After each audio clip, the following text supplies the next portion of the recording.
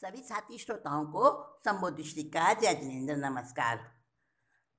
लाडले श्रोताओं और मेरे प्यारे प्यारे नन्हे मुन्ने बच्चों, आज मैं आपको बताने वाली हूँ कि हमारे माइंड की, मतलब हमारे मन की, ह्यूमन माइंड की कितनी कितनी लेयर्स होती हैं।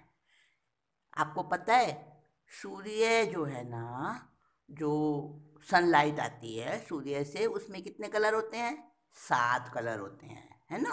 विबग्योर, उसका एक फॉर्मूला है विबग्योर। वी से वॉयलेट, आई से इंडिगो, बी से ब्लू और जी से ग्रीन, वाई से येलो, ओ से ऑरेंज और आर से रेड। विबग्योर, इसमें 7 रंगों की लाइट होती है और वो 7 रंग मिलके क्या बन जाता है? सफ़ेद रंग बन जाता है। वैसे जो है ना, लाइट का कोई कलर नहीं होता।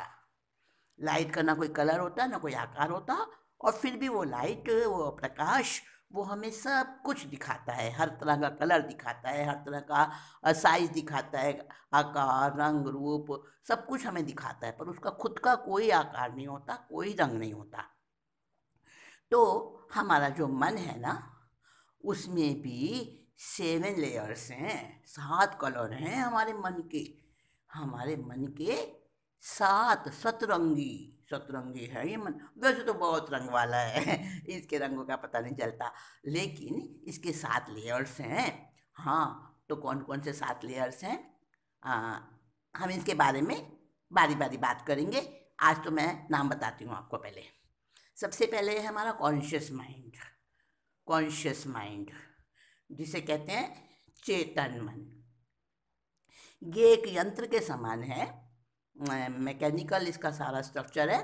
और हमारा जो ब्रेन है, मस्तिष्क जो है हमारा, उससे जो विचार करते हैं, और जो विचार करते हैं चॉइस, है ना, ये नहीं ये चाहिए, ऐसा नहीं ऐसा, तो वो जो हमारी चॉइस होती है, हमारे डिसीजंस होते हैं, और ये सारे के सारे ये चीज़ें हमारे उस ब्रेन से होते हैं, जिसको हम कभी कभी बुद्धि कह देते हैं।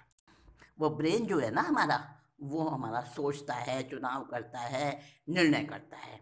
तो ये सब कॉन्शियस माइंड से होता है, चेतन मन से होता है। दूसरी लेयर है हमारे मन की अवचेतन मन, सब कॉन्शियस माइंड, अवचेतन मन। तो वो क्या करता है? वर्तमान क्षण के जो हमारे विचार होते हैं, जो हमारे भाव होते हैं, जो हमारी मतलब जिसको हम ज्ञान कहते हैं, जानकारी कहते हैं, जो कुछ हमें पता चलता है इंद्रियों द्वारा, तो वो सब जहाँ हम अभी एट प्रेजेंट हम हैं, वो सोचते हैं, वो सारी की सारी इसके अंदर इकट्ठी होती हैं सूचनाएं, इंफॉर्मेशंस। वो होता है हमारा अवचेतन मन। और ये अवचेतन मन जो है ना, ये एक ऐसा होता है जैसे एकदम फेथफुल सर्वेंट जैसा होता है। उसका मास्टर जो कहेगा बस उसी को मान लेगा, अपना कुछ नहीं लगाता बीच में। अवचेतन मन में जो चीज़ चली जाती है, बस वो पक्की हो जाती है, वहाँ पर फिक्स हो जाती है, उसमें कोई चेंजेस नहीं होता। तो तीसरी परत होती है हमारी, पहली हुई कॉन्शियस माइंड, दूसरी सबकॉन्शियस माइंड, तीसरी है अचेतन मन अर्थात अनकॉन्शियस माइंड। अनकॉन्शियस माइंड जो है ना, जो बार बार पुरानी बातें हम याद करते हैं, और फिर वो उस समय हमें उसी रूप में याद आती हैं। हाँ, वैसा ही हुआ था, वैसा ही हमको मतलब दुख मिला था, अमुक ने हमें कुछ ऐसा कहा था तो हमें कैसा फील हुआ था, बहुत इंसल्टेड फील हुआ था। वो सारी जो रिवाइज करते हैं ना हम सारी बातें, वो हमारा अचेतन मन होता है। बार बार दोहराते हैं तो वो हमारे अचेतन मन में आके इकट्ठा हो जाता है। दुख की बातें, कोई पास्ट में जो कुछ भी ट्रेजिडिक हुआ हो, वो सब वो अचेतन मन में। और अच्छे विचार, अच्छी बातें भी आती हैं, तो वो जो हमारी यादें होती हैं ना, मेमोरीज, वो अचेतन मन होता है हमारा। और फिर चौथी लेयर है सुपर कॉन्शियस माइंड। इसको कहते हैं भव्य चेतन मन। भव्य चेतन मन में क्या आता है कि जब छोटा बच्चा होता है ना, बिल्कुल छोटा सा बच्चा, जन्मता हुआ बच्चा, और 2 महीने तक, लगभग 2-3 महीने तक वो अपने आप हंसता है, अपने आप मुस्कुराता है, अपने आप से मुंह बना के, होठ बना के रो देता है ना। वो उस समय वो उस वाली भावना में होता है, सुपर कॉन्शियस माइंड में, भव्य चेतन मन में की भावना में होता है वो। और वो पिछला जो होता है ना उसका, उसी को याद करता है बार बार, जो पहले पूर्व जन्म की उसकी स्मृतियाँ होती हैं ना, उन्हीं में रहता है वो। और उस समय वो बड़ा सुंदर, बड़ा हमें अच्छा लगता है बच्चे का मुस्कुराना, बच्चे की कई तरह के पोज बनाना, अपने आप ही बनाता है वो कुछ समझता नहीं है बाहर की दुनिया का, पर पुरानी अपनी उसमें रहता है जब तक बाहर का उस पर उतना असर नहीं होता। तो सुपर कॉन्शियस माइंड, भव्य चेतन मन की स्थिति होती है वो। फिर 5वां है कलेक्टिव सुपर कलेक्टिव माइंड।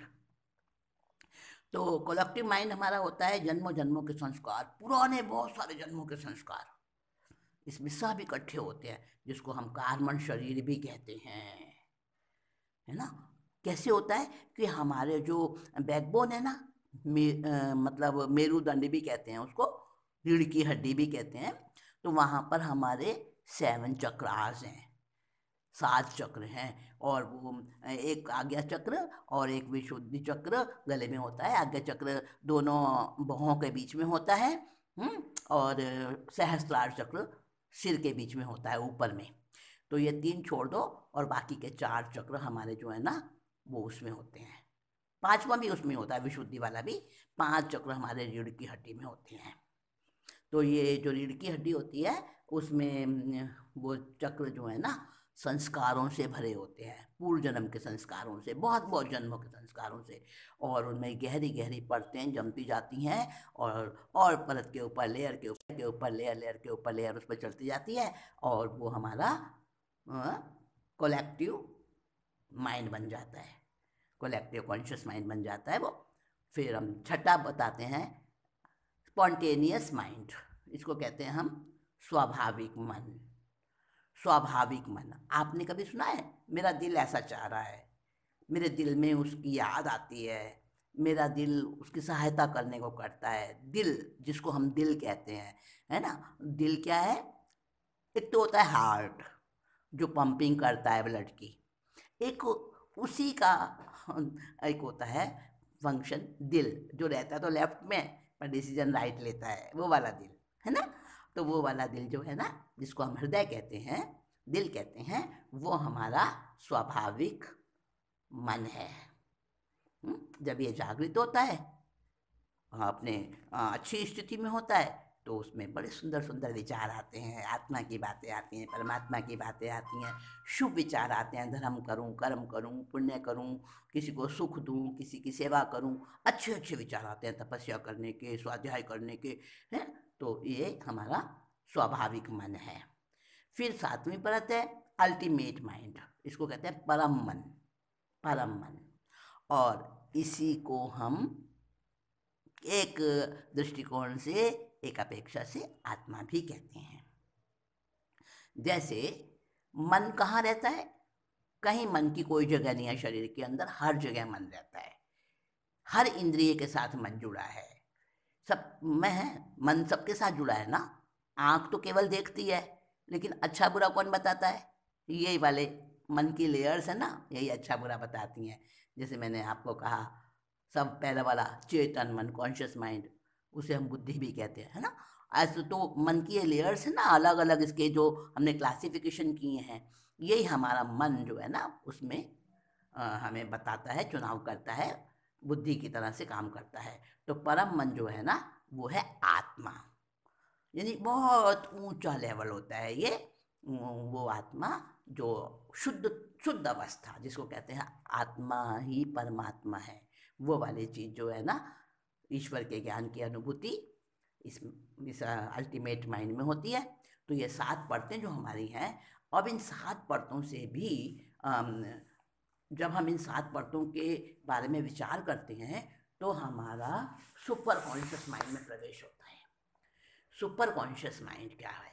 हाँ, सुपर कॉन्शियस माइंड एक ऐसा है कि ये सुपर कॉन्शियस माइंड की स्टेट है ना, कैसे अचीव करें, कि बहुत ऊंची स्टेज है ये। इस प्रोसेस में क्या होता है, पूरी हमारी आत्मा की शक्तियाँ फैल जाती हैं और बहुत कई तरह से नई नई शक्ति हमें प्राप्त होती है। मेडिटेशन जब बहुत ऊंची स्टेज में आता है तो उस समय सुपर कॉन्शियस स्टेट वो लेवल प्राप्त होता है।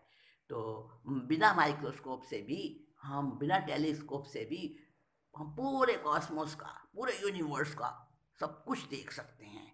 ऐसी स्थिति सुपर कॉन्शियस में हमारी कॉन्शियसनेस है, सुपर कॉन्शियसनेस। तो सुपर कॉन्शियसनेस जो है, ऐसी स्टेज कैसे प्राप्त हो, तो सुपर कॉन्शियसनेस स्टेज हमारी होती है कि अगर हमारी कॉन्शियसनेस, चेतना जो है, बहुत हायर लेवल तक पहुंच जाए। अभी तो हमारी कॉन्शियसनेस बहुत लोअर लेवल में है।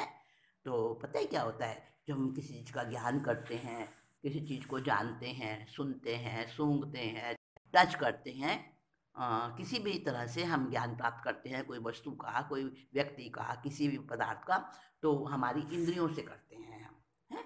और इंद्रियां किससे करती हैं? ब्रेन से उनका सारा जो है ना जुड़ा है लिंक। और वहाँ न्यूरॉन्स होते हैं हमारे ब्रेन में, बहुत बहुत सारे न्यूरॉन्स होते हैं। तो जो हमारे न्यूरॉन्स होते हैं वो कैसे करते हैं, मैं आपको थोड़ा सा हिंट देती हूँ, बहुत थोड़ा सा हिंट देती हूँ। न्यूरॉन्स कैसे पहचान करते हैं किसी भी चीज़ की। मान लो हमने देखा एक फूल है, फूल है। अब फूल देख रहे हैं तो उसकी सुगंध भी तो आएगी ना। लेकिन जब हमारा फूल को देखने वाला न्यूरॉन और सुगंध को लेने वाला न्यूरॉन, जब दोनों न्यूरॉन की फ्रिक्वेंसी एक समान होती है ना, सेम होती है फ्रिक्वेंसी, और दोनों एक ही साथ में कांटेक्ट मतलब कनेक्शन जुड़ जाता है दोनों का, तब तो हमें वो फूल और उसकी सुगंध एक साथ मालूम देती है।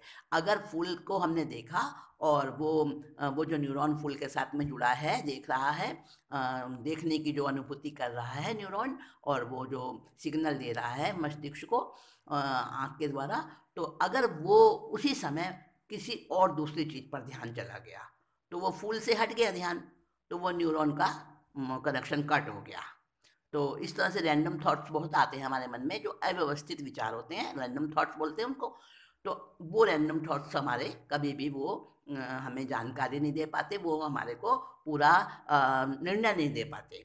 लेकिन जब कोई विचार, जैसे हमने फूल को देखा और फूल के साथ में सुगंध का भी जो सिग्नल है वो भी मिला, और दोनों की फ्रीक्वेंसी सेम हो गई, और उस समय हमें फूल और उसकी सुगंध और साथ में रंग, उसका आकार, सबके सिग्नल्स अलग अलग, और सारे सिग्नल्स का एक साथ ट्यूनिंग हो जाती है, तब हमें वो फूल, उसकी सुगंध, उसका रंग रूप आकार सब कुछ एक साथ दिखता है।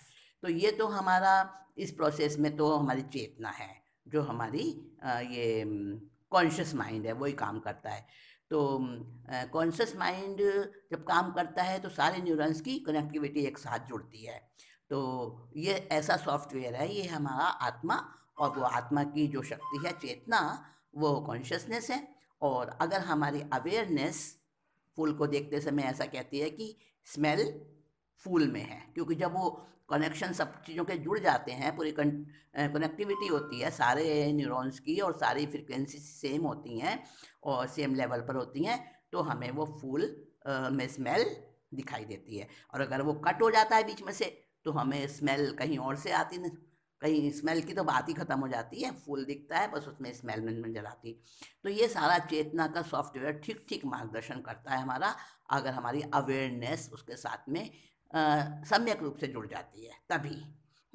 और अगर हमारी कॉन्शियस नहीं, यानी हमारी चेतना अगर बहुत हायर लेवल तक पहुंच जाती है, जिसको कहते हैं ऊंचा ज्ञान, अवधि ज्ञान है, तब हम क्या करते हैं, हमें लगता है कि सुगंध जो है ना, स्मेल, वो फूल से नहीं आ रही है, वो सुगंध जो है पराग से आ रही है, जो फूल के अंदर में पराग है, हाँ, पराग से आ रही है। और हाई लेवल बन जाए हमारी कॉन्शियसनेस का, चेतना का, तो फिर हमें लगेगा नहीं, वो तो परमाणु से आ रही है सुगंध।